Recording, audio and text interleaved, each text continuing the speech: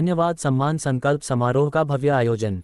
आज पटना के SK memorial hall में बीजेपी के द्वारा धन्यवाद सम्मान सह संकल्प समारोह का आयोजन किया गया।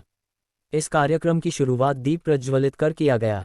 सभी को सम्मानित भी किया गया। इस अवसर बीजेपी के प्रदेश अध्यक्ष सह उप मुख्यमंत्री सम्राट चौधरी, उप मुख्यमंत्री विजय सिन्हा, मंत्री प्रेम कुमार, पटना साहिब के विधायक नंद किशोर यादव, पूर्व स्वास्थ्य मंत्री मंगल पांडेय, नेता हरि साहनी, बीजेपी के राष्ट्रीय मंत्री ऋतुराज सिन्हा, बीजेपी बिहार प्रभारी विनोद तावड़े और अन्य मंच पर मंचासीन दिखे। इस अवसर पर बीजेपी के तमाम विधायक, सांसद मौजूद रहे। पूरा हॉल कार्यकर्ताओं से भरा हुआ नजर आया। सभी काफी उत्साहित नजर आए। जय श्री राम के नारे भी लगाए गए। एमए न्यूज लाइव के लिए विशाल वैभव के साथ नीरज कुमार की विशेष रिपोर्ट पटना से। धन्यवाद दे रहे हैं आदरणीय प्रधानमंत्री जी को इस मंच के माध्यम से कि 450 वर्षों के बाद जब इस देश में प्रधानमंत्री जी ने कहा कि हम देश के एक एक गरीब को पक्के मकान में ले जाएंगे।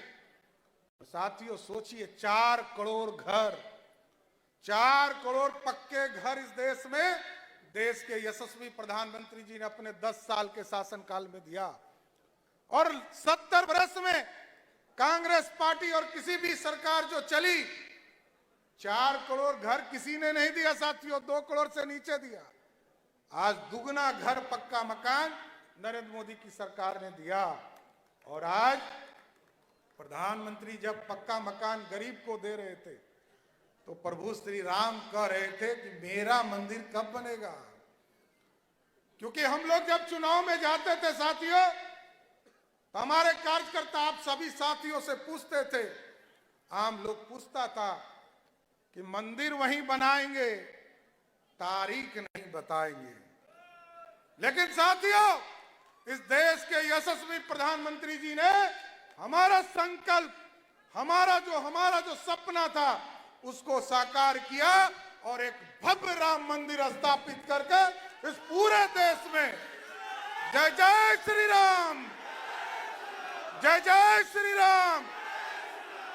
देखिए, बड़ा स्पष्ट है, हम कमिटमेंट के साथ अपने चीजों को आगे बढ़ाने का काम करते हैं। लोग कहते हैं रोजगार की भी चिंता करना है, इसमें कहीं दो मत नहीं। 2020 के चुनाव में हम जा रहे थे, हम लोगों ने कमिटमेंट किया 10 लाख लोगों को रोजगार देने का काम करेंगे।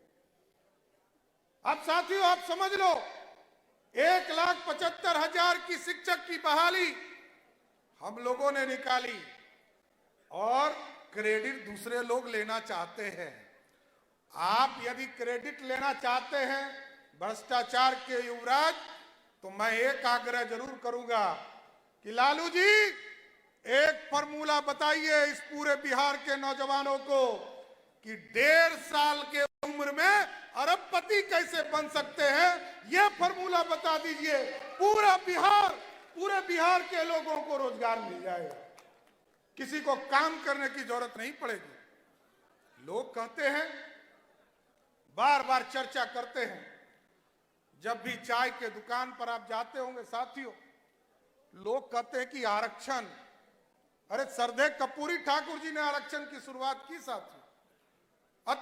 अति पिछड़े समाज को मुख्य धारा में लाने वाला कोई व्यक्ति रहा तो सरदेव कपूरी ठाकुर। और साथियों बड़ा स्पष्ट है, यह भी जानना चाहिए, मैं बार बार कहते रहा, जनसंघ काल में 2 बार, एक 1952 में जब पहली बार लोकतंत्र स्थापित हुआ, तब भी हमने आदिवासी और दलित समाज को आरक्षण का समर्थन किया। 1977 में जब सरदेव कपूरी ठाकुर जी मुख्यमंत्री थे तो पंडित कैलाशपति मिश्र जी हमारा प्रतिनिधित्व कर रहे थे और उनको समर्थन देकर बिहार में अति पिछड़ों का सम्मान देने का काम कर रहे। इस देश में मंडल कमीशन आया। मंडल कमीशन के बारे में कुछ नेता जो बिहार में मुख्यमंत्री हो गए, गलती से हुए थे, अच्छे से नहीं हुए थे साथियों।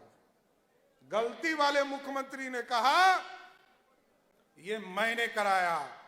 अब उनको पता ही नहीं है कि 1989 में देश की जो लोकतंत्र थी उसमें कांग्रेस पार्टी को 200 सीट थी।